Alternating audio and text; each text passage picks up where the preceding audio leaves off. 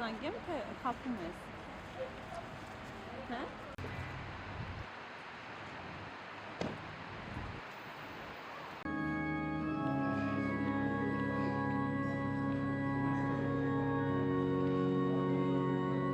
Մենք նկատեցինք, որ այս պատարագին եւս նստած էի գետնաբեն տանող աստիճանների վրա, նախորդ կիրակի եւս երբ Նիկոլ Փաշինյանն էր այստեղ պատարագի մասնակցում, ԿՊԱ-ական պատգամավորները քննադատեցին ձեզ, նշելով, որ չստացված շոու արեցիք, ինչպես կարձագանք եք։ Միշտ ամեն կիրակի ես ետնաբեմում եմ նստում, ետնաբեմում չէ, աստիճանների վրա եմ նստում, որ լավ երևա, այս վերջի 10 տարվա ընթացքում ինչ-որ բան պետք է ասեմ, դա են ասել, բայց ես ուրիշ բան կուզեի ասել, մարդկանց էմոցիաները դուք տեսաք, մի տեսակ շատ ոգևորիչ է, որ էլի համերաշխություն իջավ ժողովրդի վրա, համերաշխ մարդիկ եկան, պատարագին մասնակցեցին իրար հետ, առանց որևէ հակադրությունների, առանց պառակտման ու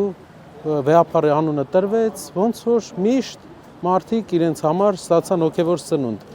Պառակտումը մարդիկ կան Հայաստանում, որ ամենտեղ գնալով պառակտում են մտցնում։ Անկախ հայացքներից այստեղ մարդիկ կարող է լինեն տարբեր հայացքներ ունենան։ Եկան, իրենց համար հոգևոր սնունդը ստացան եւ գնում են իրենց գործերով։ Ինչու է պետք ամենտեղ հակադրություններ ստեղծել, ես չեմ հասկանում։ Գյումրիում էլ այսօր պատարագ է եղել մեկ քաղաքացու եկեղեցուց դուրս են անել Գարեգին երկրորդ անունը տալու համար։ Բայց դուք տեսաք ինչ էներգետիկա ունենք մենք այսօր ու բոլոր եկեղեցիներում Հայաստանի այս նույն էներգետիկան կար, մարդիկ համերաշխ ուրախ։ Ինձ թվում է դա վերականգնվելու է Հայաստանում վաղ թե ուշ, դա մի մարդ չի կարող պառակտել մեզ երկարաժամկետ։ Կարճաժամկետ ինչ որ բան կարող է անել, բայց երկարաժամկետ ոչ։ Հակառակության վերջը պետքա դրվի Հայաստանում։